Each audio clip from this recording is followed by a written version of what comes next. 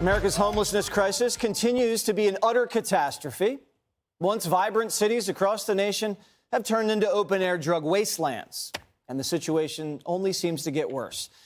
The time for change has never been more urgent, and former President Donald Trump has a simple solution.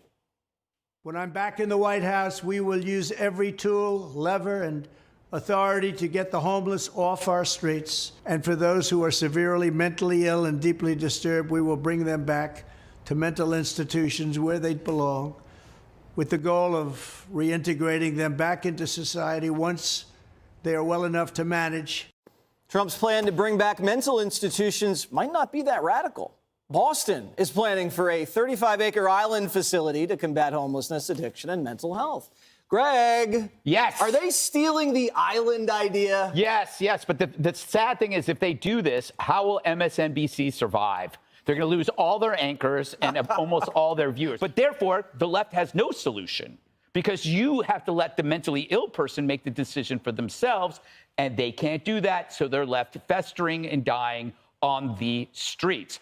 And now that Trump speaks the truth, the left is going to have to galvanize against it like they did with the wall, because no matter if it's right, if it comes from Trump, it has to be wrong, because you can't side with them, even though you're seeing yourself the destruction of humanity before your eyes. There's a lot of liberals in New York City. They walk by these people. They walk by them every day, and they know these people need help. But they can't. They would much rather be against Trump than stretch out their hand and get that person into a hospital. Now that you know that Trump's for insane asylums, are you against it?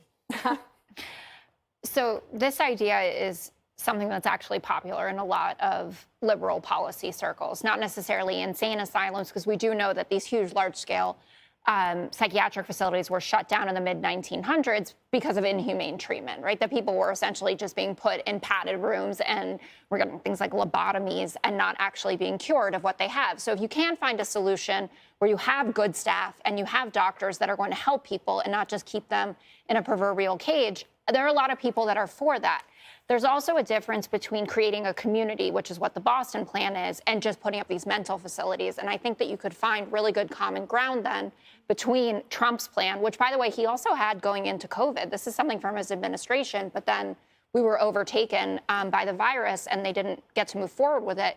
But if you have it as a place where people can go and they can become employed, they can have affordable housing, and they can have a chance to get the kind of mental health treatment that they need, I think you can make progress. A big step towards that, though, there are caps on how much Medicaid funding that these facilities can get. It's been a big push, especially from the left, to get those caps either raised or just eliminated altogether so that you can increase the size and the number of people you can treat.